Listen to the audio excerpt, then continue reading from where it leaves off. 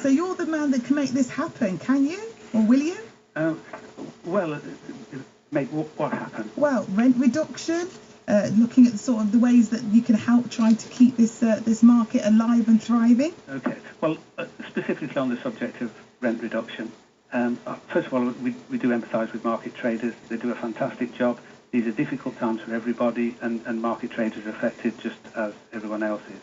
And the council has been working very positively and constructively with market traders to try and help them with this, and we do really value the contribution they make to the town centre. But obviously there's a limit. I know, but Ian, let's get to the point. Are you able to do some rent reduction? I mean, they are paying nearly sort of £15, £16 more than the single stores around the patch. Okay, well, we provide a much higher level of service than other markets, and that higher level of service obviously comes at a cost, and we have to recover our costs. We have actually frozen rents for the last 5 years, which means that market traders have had a real terms reduction in rent, and that's been against a background where our costs in terms of salary and the purchase of additional and replacement equipment has been going up. So we've incurred increasing costs without passing that on to market traders, and in that sense we have done our bit to help them out financially. Okay, so you've frozen what they'll pay, and so you won't be looking to lower that at all in the future. Well, we make decisions about market rents every year, and we've just set the budget for the current year, and we didn't increase the rents this year. Okay, what about new traders there? Well, we're very keen to encourage new traders. Unfortunately, there is a problem within the markets industry that the tradition of people taking on the stalls that have been held by their parents and grandparents, along the lines of your interview just now with John James, that tradition has almost gone. And so it's very difficult. Young people that really don't want to set out on a career as a market trader. So attracting new traders is very difficult. But we have had that very constructive meeting with Bob Sidhu, and we are looking at ways that we might be able to do more to try and encourage new traders. What about the regeneration of the town centre, Ian? There's more people coming to Nuneaton. There'll be more trade for the market, surely? Well, yes, we're doing everything we can to try and encourage more people into the town centre, and it's a very positive story because there has been significant investments in the town centre. Last year, Debenhams refurbished their store internally. British Home Stores is about to invest in a new food outlet.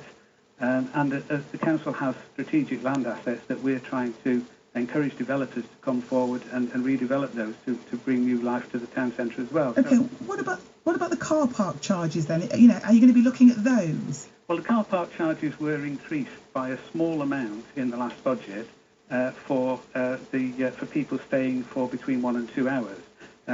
We've reduced costs for people in the evening.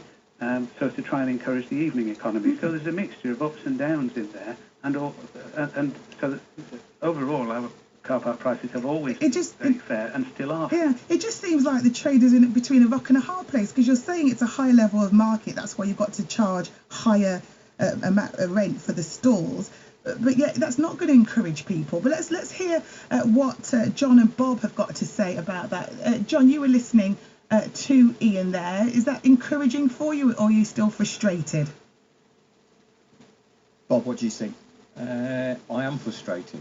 I know Ian and the council's hands might be tied, but I don't think the traders can survive another year paying these rents without any help, because we're going to lose more and more traders, and we ain't going to encourage any new traders to come, being that it's so expensive to get going. But Bob, do you take Ian's point? It's a high level of market, that's why you're paying higher charges?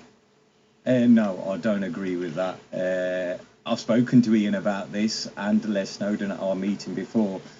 We don't get the top end service that the council believe we do get, because if he was to come onto the shop floor here and see what we do get, I think he'd be very disappointed himself. Okay, very quickly, Ian, are you going to go into the shop floor and try and work this out? Are you going to, is this always, if you set your standards and that's it? Well, obviously I walk around the market regularly to see what's going on, and we have a whole team of people who's doing that on a daily basis.